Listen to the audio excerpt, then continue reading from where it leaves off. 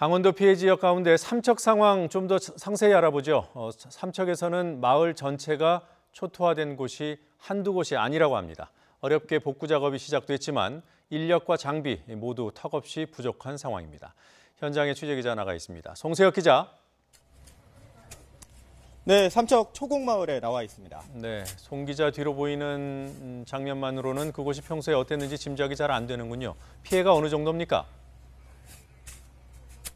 네, 이곳 초곡마을은 마라톤 선수 황영조 씨의 고향으로 황영조 마을로도 불리는데요. 사실상 마을 전체가 거대한 진흙더미 속에 파묻혔다고 해도 과언이 아닙니다. 이번 태풍의 영향으로 산사태가 발생한 뒤 물길이 막히면서 하천이 넘친 건데요. 이쪽을 보면요. 승용차가 파손된 채 흙더미 속에 처박혀 있습니다. 바로 옆에는 토사에 묻힌 주택이 있는데요. 겨우 지붕만 보입니다. 자, 뒤쪽으로 한번 이동해 보겠습니다. 자, 이쪽을 보면요. 냉장고도 보이고요. 가스통도 보입니다. 나무를 비롯한 각종 수해 쓰레기가 산더미처럼 쌓여 있습니다. 이곳은 마을 안길인데요. 토사가 높이 1m 넘게 쌓여 있습니다. 이 길을 따라 양옆으로 주택 수십 채가 토사에 파묻혔습니다.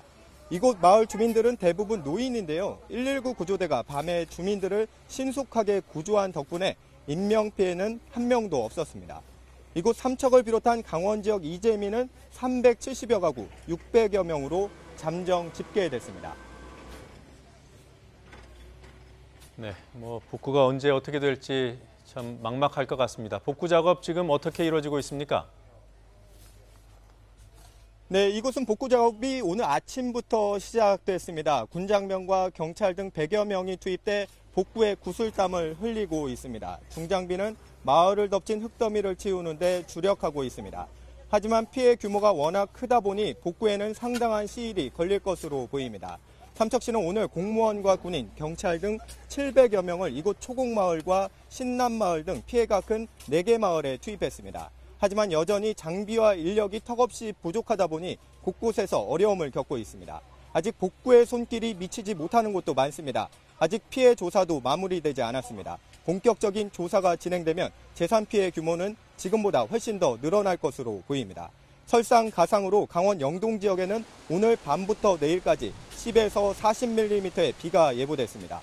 복구에 차질을 빚는 것은 물론 지반이 약해진 만큼 추가 피해가 발생하지 않을까 우려됩니다. 철저히 대비하셔야겠습니다. 지금까지 강원도 삼척에서 YTN 송세혁입니다.